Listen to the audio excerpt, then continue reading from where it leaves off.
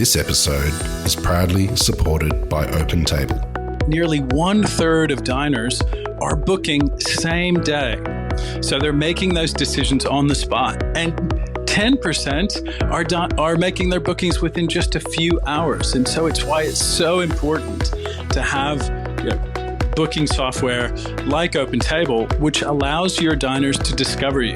And so when restaurants are on platforms like OpenTable, they're much more likely to be discovered. We help diners to connect to restaurants. Ultimately, having technology, using technology, helps you to reattach to those diners. Experience the power of OpenTable. For an exclusive offer, visit restaurant.opentable.com.au/DITW. The actual, agricultural resources of the Liverpool Plains are magnificent. I would have to say it is one of the most blessed agricultural areas I have ever seen.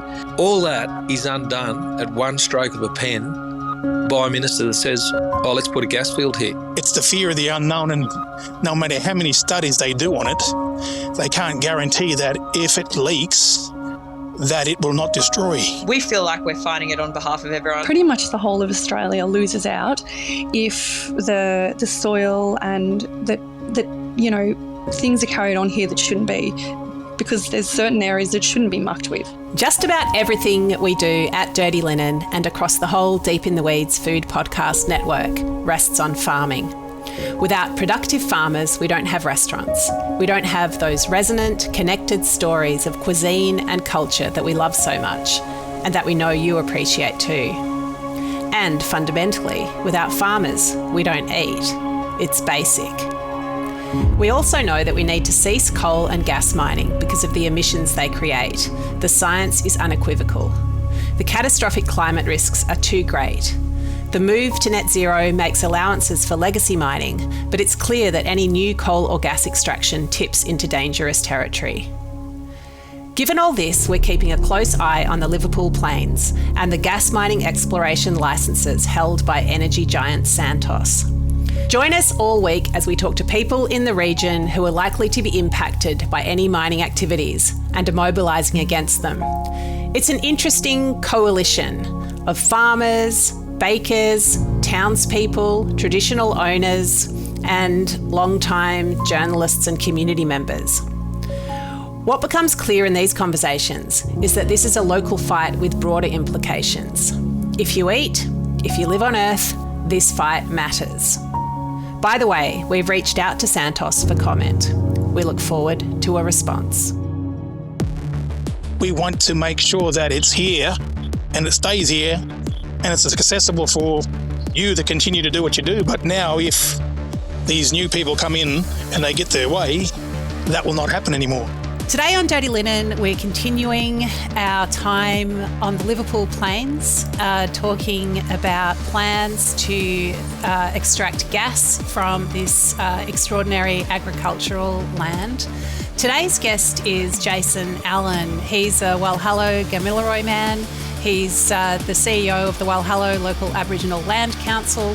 He's also an elected councillor on the Liverpool Plains Shire Council. Jason, you've got so much to bring to this conversation. Thank you so much for chatting with us today on Dirty Linen. Abaduni, Gulaninda, Yara. Good afternoon. How are you today? I'm great, and hearing you say those words in language, really, I've got to say, just got me straight away with this extraordinary sense of connection and a depth of feeling for country. Jason, tell us a bit about yourself and about the region. Yeah, well, a bit about myself. I am a local community person. I was born and raised at Walhallow community. The Walhallow community in the Liverpool Plains Shire and the traditional lands of our people at Walhallow. Our boundaries stretch from the Kamilaroi Highway right out to Tambar Springs, across to Prima and to Breeza. So in the past, this is my dad's country, and my mum's country is Ngunnawal country, which is around the Canberra region. Specifically, my growing up was all done on my dad's country, so for want of better terms, I'm more or less becoming a knowledge holder on my dad's country, and my brother, who's younger than me, but he's done all his knowledgeable stuff and workings on Ngunnawal country. So that's where whenever I go back on the mum's country, I become the younger brother, and my middle brother becomes the older brother. So that's in our terms, that's how it works. So whoever's there. But to get back onto your question, I was born and raised at Walhallow, and spent my first start of my working life as a public servant down in Canberra, seen a job advertised to come back home and country. So I took that, and I was only going to come here for about 5 years with my ever-growing family, and it's been 15 years later and I'm still here. And one thing led to another, and it was actually during the COVID period where I'd been having talks with a lot of the Liverpool Plains community, and more people are saying, because of a lot of the work I do, both culturally wise and in the mainstream community, they were saying, why don't you run for council? And I'd never really seen myself as a councillor, although I like to generally have my views on most things. I didn't really see myself as a councillor. Then COVID put it back a year and a bit, and lo and behold, I put my hat in the ring, so they say, and I got elected. I surprised myself, actually.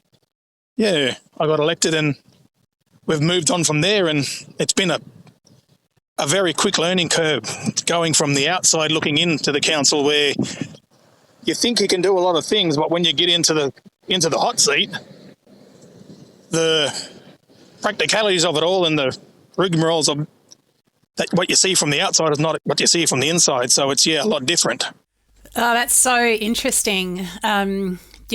I guess a lot of people do get disillusioned once they see the inner workings and, go in bright-eyed and hoping to create change, and those wheels can turn very slowly, if at all.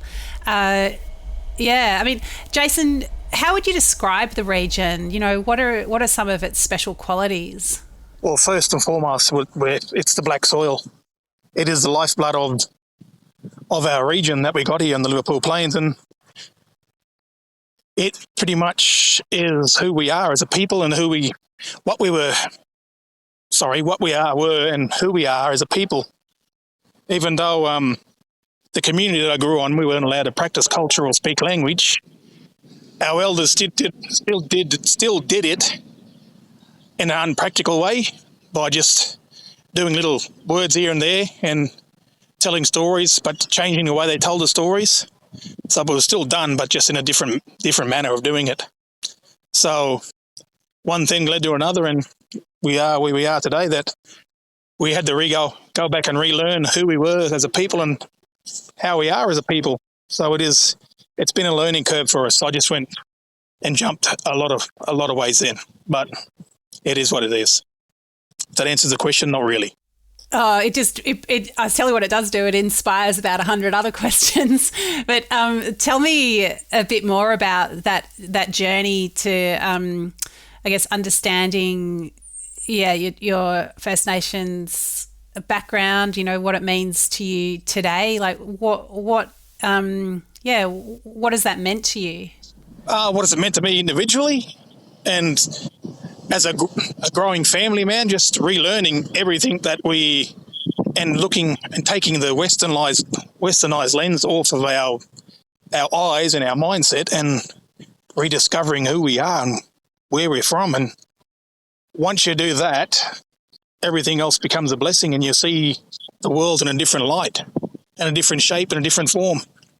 It's just refreshing. That's things that you drove past, just scar trees and all other stuff that you drove past on a regular basis. You start to look around and see, and it becomes just, second nature to you, that you're spotting all this stuff that for years you drove past and you never took notice of.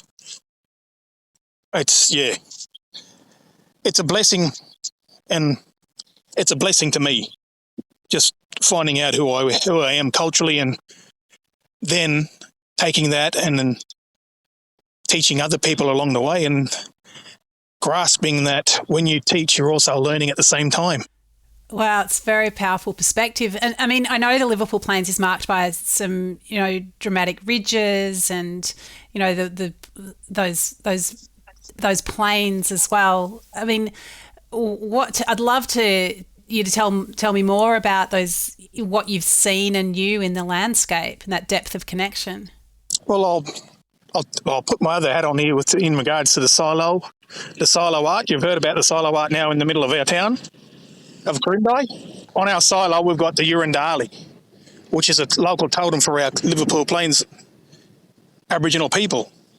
And the Urundali is the maker and a protector of our lands. He completed all the waterways, did all the mountains, and made everything the way it is. And when he finished doing what he did, or when she finished doing what she did lay down, and now she's the main ridge and the main mountain you come over the top of when you come from Arundai. So she's always looking back over the land and protecting the land and making sure it's safe.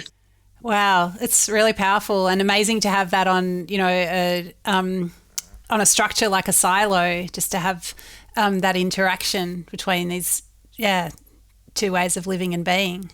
Yeah, and it's quite significant that we have, and the silo committee got together and then thought about putting a traditional owner's perspective on the silos. So it was enriching that they actually thought that they could have went the other way and just had it all on colonial history, but in their infinite wisdom to make it open for everybody, accessible for everybody, and then open up stories, they bring that perspective on also. And lo and behold, I jumped on board, and like I said before, when I'm teaching, I'm also learning. So the more I get to teach and talk about it, the better perspective I get also, and it allows me to learn at the same time. So we're here to talk, at least as well, about these proposed Santos projects on the Liverpool Plains. And, to be clear, there are two sort of different strands to this. One is Santos asking for, seeking the right to explore for gas, and the other one is to build the gas pipeline project. Tell us about these projects from your perspective. From a Aboriginals perspective, especially because we are landholders, we do have land that will travel across, and we've had some consultation with Santos, and the community as a whole have been through two mine projects that have come and gone. The BHP mine, which was literally within 2 k's of our community, and then there was the Shenhua mine that was going to be just past Breezer on the watermark. So the community is wholly and solely, in regards to coal, up to date on most things, but it's the gas that they now have to get their head around to understand how they're going to firstly do the exploration and then do the extraction and what that involves. And it's not something that is would be beneficial for the land itself. And that's what, it's the fear of the unknown, and no matter how many studies they do on it, they can't guarantee that if it leaks, that it will not destroy everything around. And when you see the horror stories from other communities of what it's done when it's done it and how it's left it, it's not something that any of the community are generally enthused about, and they can see a benefit coming from it. And when you have that consultation, Jason, what are they selling you? Why are they telling you that you should get on board with these projects? They're not really doing it with any great enthusiasm. They're just doing it because they got to do it. That's our perspective as a community, that we've seen this all before come and go, and a lot of times we just stay silent because we listen and we learn. And from that, we take our own perspective and we say to them, how will this benefit not only us, but everybody around on the Liverpool Plains? And we always come to the same conclusion: there's no benefit. There is nothing that will help anyone in that regard. I mean, it is quite extraordinary that it is quite extraordinary that you're in this community that's seen off these two big coal projects, one from BHP and one from the Chinese company Shenhua. So this community has a history of organising and I guess protecting the things that it believes are important to its own community and people who benefit from it. You've got such a deep connection to the land, Jason. I mean, how does this make you feel? Personally, myself, it's not something that in the back of my mind, I knew this was coming. And the moment they started looking for coal, you know that this is going to come with it. And it's just unfortunate that I don't see any real, like I said before, I don't see any benefit for us or anyone else also. And it's not something that I agree with. If it comes and the government, in their infinite wisdom, think it's better of benefit for everybody, so be it. But no, we don't agree with it. And with your political hat on, at the Shire, what what do you see there?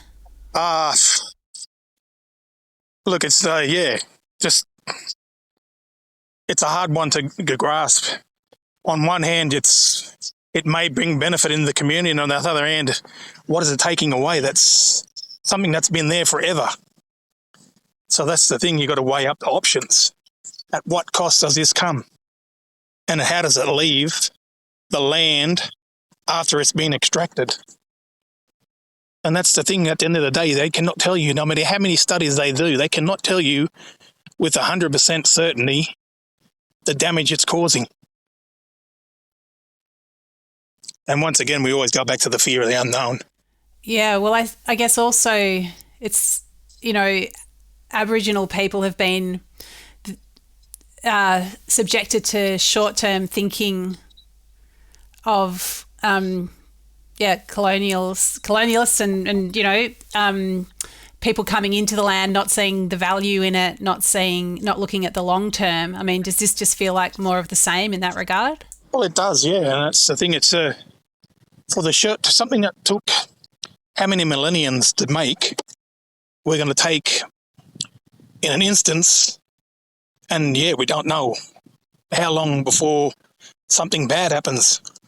And that's we in our Aboriginal culture, especially the Kamilaroi culture where we live, we never take from Mother Earth what we don't need. And if you continually take and take and take, where does that leave you in the end? And that's something that I probably always live by. If you continue to take more than you need, it doesn't leave you with anything at the end. And you're not creating something for the future generations, are you? What is so valuable about this land from your point of view? Well, it's the food bowl, like they always said, and they said from day dot. We've known this, and I think it's something that I read actually I think it was Blackson and Stewart, when they first came over the Liverpool Range, and they looked to the right across the near Wallabadar and the Crindai area where we are today, and they seen all trees. But to the left, they seen open plains and that many species, about 10 to 12,000 different species of grass that sat in these open plains. And the first words they uttered out of their mouth was as if God made this country for us. And that's what we've said all along. God didn't make this country the way it is. It's been done by multiple generations of Aboriginal people. Do you feel like you've got the voice that you need to create the change that's necessary? That's a hard question. And it leads into the current political situation where we are now with the voice and the referendum. And you have two different views. You've got the yes side and then you've got the no side. The yes side with I think they're clear responses and two clear questions. Do you want to see the Aboriginal people embedded into the Australian Constitution? And the preamble of that is, why shouldn't Aboriginal people be asked what they need in their own country?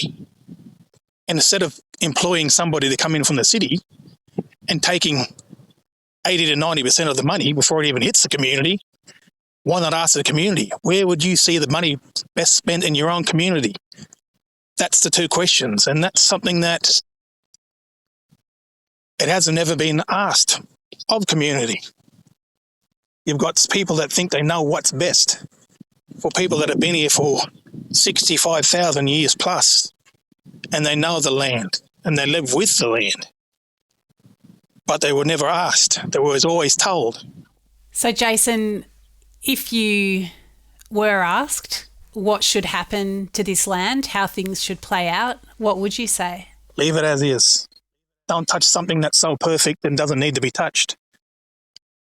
Leave it as is, and you continue on the way it's going now. We don't need to touch something that's so fertile, beautiful, and gives enough for everybody already.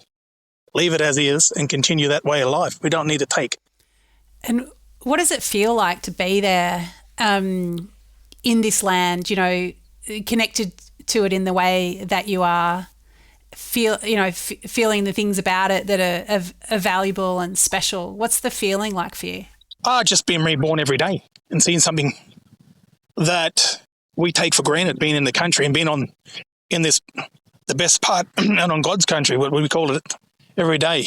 When you're on God's country and you're seeing God's work, every day is a new day for you and every day is a better day.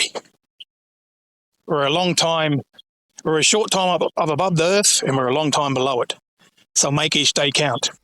And for people who are distant from you and from this land, you know, what would you like them to know about how special it is and about, you know, the current jeopardy that it's in?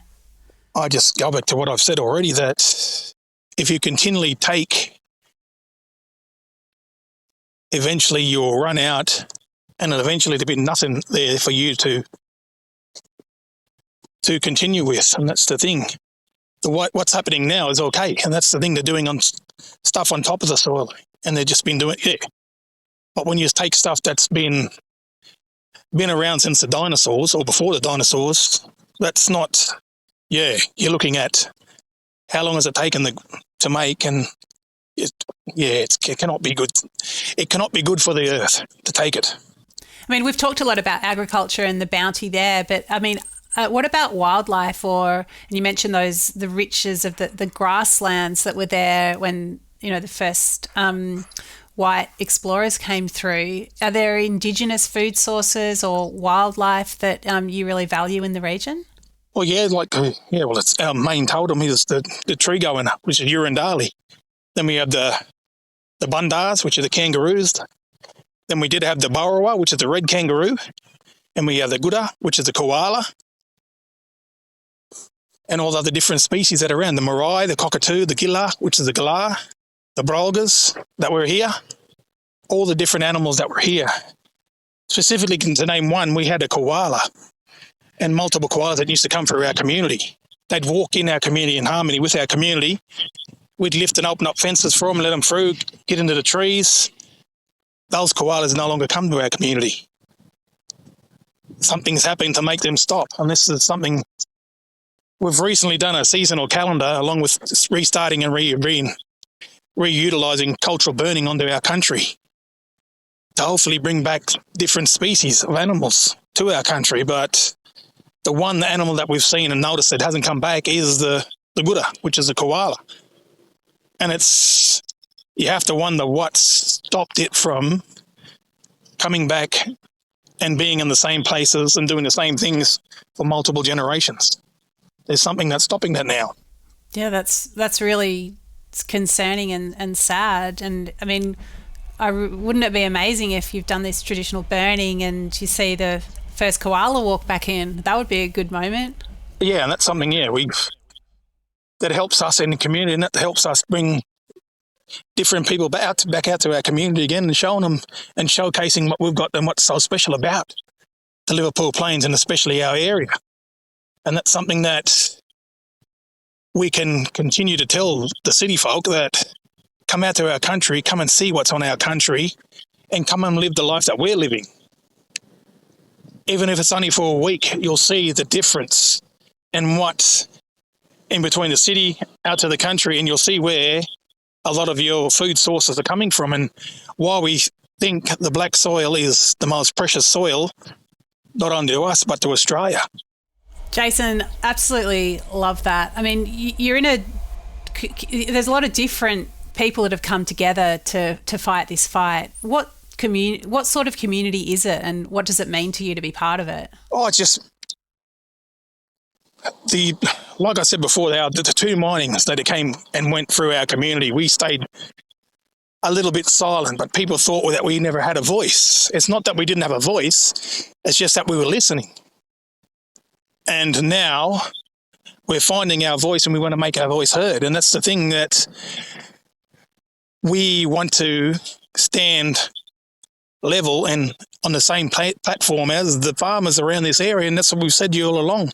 We don't want what you have. We want to make sure that it's here and it stays here and it's accessible for you to continue to do what you do. But now if these new people come in and they get their way, that will not happen anymore. That's the thing. We never wanted something that was, even though it is ours, when we think it's ours, we know that you are doing what's right by it. It was never about taking back something that we believe was ours. It's about working in harmony and making sure it's there for everybody to use. And that's the message we wanted to get out. We want to work with you. It's such a generous perspective, and really makes me think of this whole debate around treaty. I don't think it's really a debate at all. It's just such a generous offer from Aboriginal people to the whole Australian community to walk together. I just do not understand why people wouldn't accept that gift that's being offered. Yeah, well, that's the thing. We do a song in that, right? Ginini Milan, Ginini Burala, Ginini Ne Marie. We are one, but we are many. And from all the lands on earth we come. Yeah, it's beautiful, Jason. So grateful for your perspective today. And yeah, thank you for everything that you're doing, speaking so eloquently about the land and the importance of it. I'm really grateful to you for sharing your time with us today on Dirty Linen. No, thank you very much for asking for a different perspective, and one that's, close to my heart and close to my community's heart. And we want to share, like I said before, we want to share our knowledge, and we want to share our teachings, because we learn at the same time as we teach, which is always a good thing.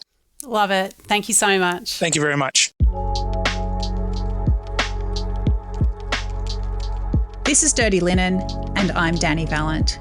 We air the issues that the hospitality industry finds hard to talk about, hearing from different people with unique perspectives. We want to hear from you as well. If you have something that needs to be said about a topic, get in touch so we can include your perspective. Contact us at dirtylinen@deepintheweeds.com.au or hit us up on Insta at Dirty Linen Podcast. We can't wait to hear from you. This